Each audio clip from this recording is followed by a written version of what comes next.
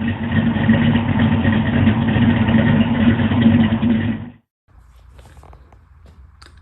guys, it's Brent with Lykins Motorsports. These are the FE Power tunnel port heads, and we finally got a good valve job and everything on these, and the guides sized, and we're going to be assembling these this morning.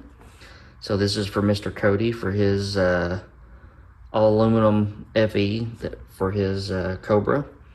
And these are pretty new cylinder heads. I think Jay just started marketing these a couple months back. They do really well on flow. I'll throw up the flow numbers here so that you can see those. Pretty much on par with something like a Trick Flow FE head. The valves that we're using are these SI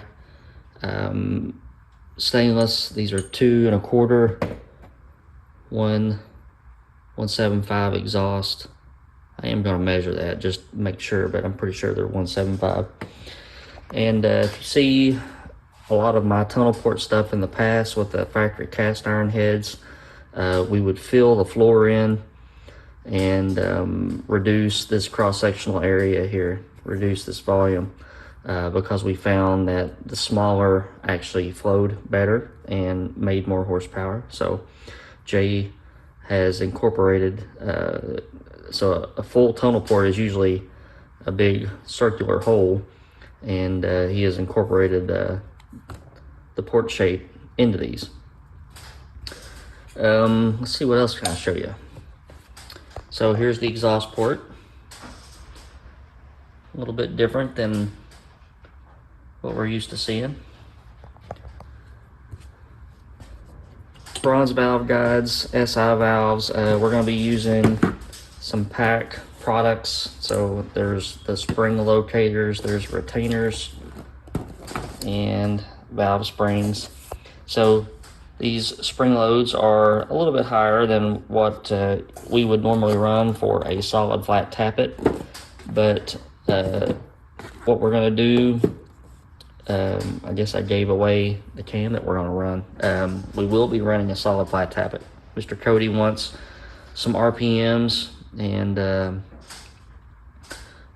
the niceties that are afforded with a solid cam, but he didn't want to go with a solid roller due to the risks involved. So we'll do a solid flat tappet. We'll do a nitrided core and some tool steel lifters for Mr. Cody. So with those parts, we can turn up the spring loads a little bit and turn up the cam a little bit, and so the normal 165 at 1/800 is a good hydraulic roller spring load, but we can also adjust that and use it for a healthy solid flat tappet.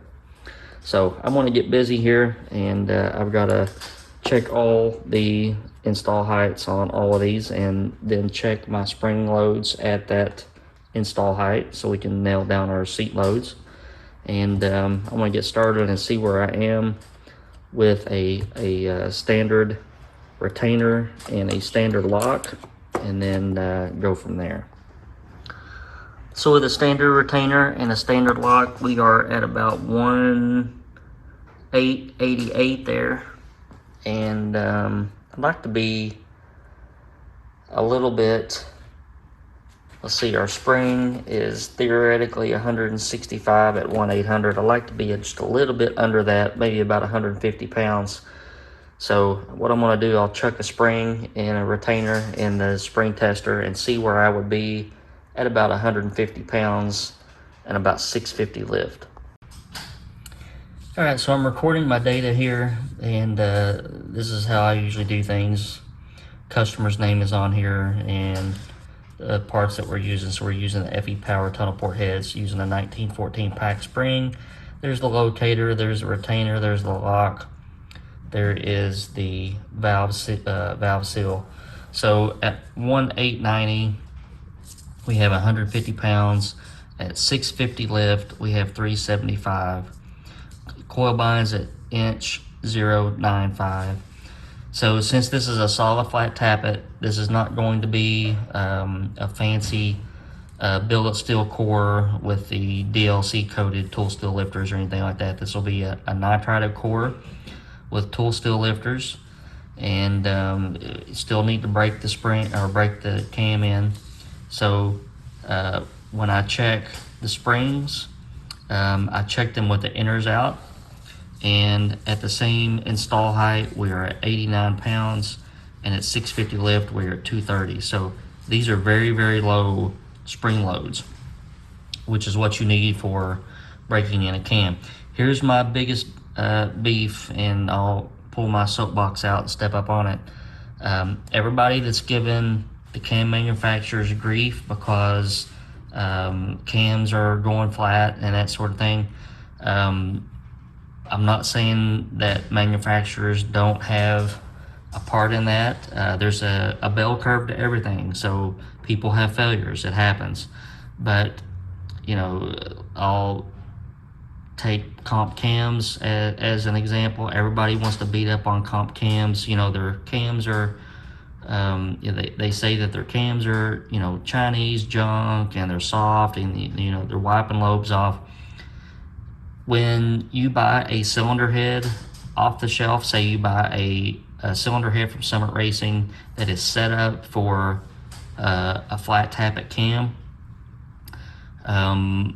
guys just throw those heads on there and they don't do anything with the springs. They don't check them. They don't pull the inners out. They don't change the install height. They don't do anything. So they end up breaking in a cam with like a 140-pound seat and way over 300 open, and then they blame comp cams because their cam goes flat.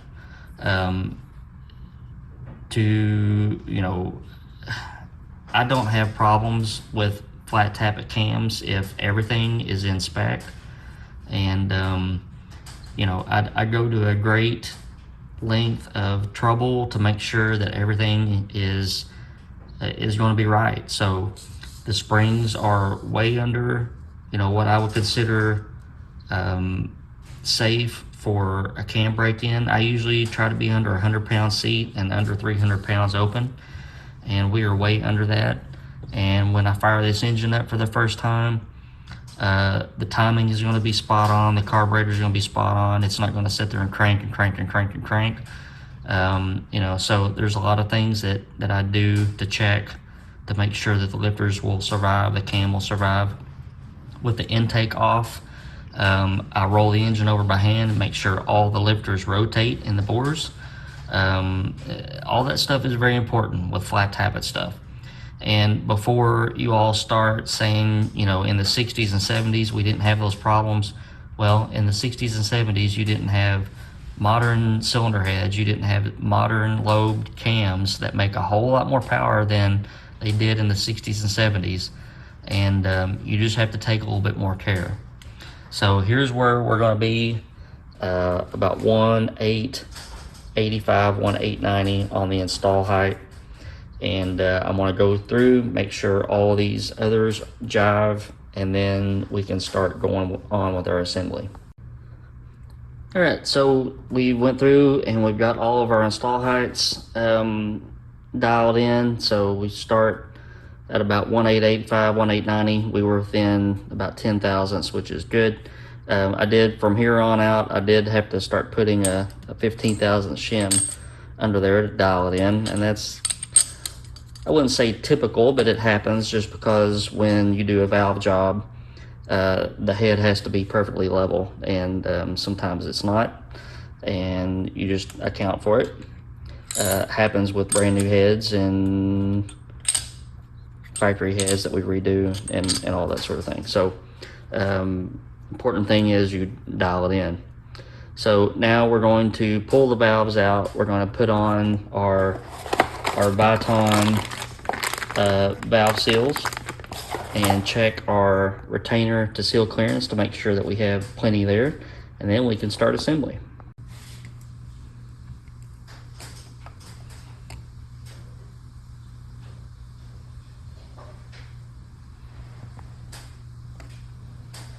Got about 750. in between here, so we got plenty of room. I have ran as tight as about 40 thousandths retainer to seal clearance. This one's going to have a lot more than that, so we'll be fine. So we'll go through, put all this together, and we'll put it together with the inner springs removed, because next we're gonna have to break that cam in. We're a long way from that since none of the other parts are here, but when we go to start the engine for the first time, break the cam in, we want those lower spring loads. And here is a fully assembled head. No inners in there, just a little valve spring hanging out, chilling. But we're good to go there. What I'll do next is pour a chamber, because these chambers look pretty small. They're shallow, and I'd like to know what they are. I think they were designed to be in the 60s, but I think Jay said that one of the prototype heads was down in the 50s. So before we order pistons, we'll definitely need to know that. So I'll get a plug in here and we'll pour this chamber. All right, so these don't take the same spark plug that we would use for like an Edelbrock head or a trick flow head. Take a very long extended reach plug. So got one of those jammed in there. This is just a side note, took a deburring tool, went around all around the combustion chambers and took that sharp edge off. But 52 even, very, very small chamber. So keep that in mind when you're planning to use these heads for your own build. You probably won't be able to use a shelf piston. Most pistons are made for around 70 cc chambers. So just keep that in mind if you're wanting to keep a streetable compression ratio. So I'm going to hop on over to the other cylinder head, and we'll get that little feller put together too. And there we are, guys, a pair of assembled FE Power tunnel port heads. So I will bag these up so that they won't get any dust or anything on them, and put them on the shelf until the rest of the parts arrive. But as far as I'm concerned, these are done. Thank you for watching this video, and I need to get the spark plug out before I forget. But thank you for watching the video. Thank you for subscribing, and we'll have a lot more Ford content on the way. Y'all have a good weekend. Stay safe. Hope you guys are out of the storm's way. I'm in Kentucky, and we're supposed to get some pretty bad winds and a lot of rain today, so we'll see what happens. Talk to you guys soon.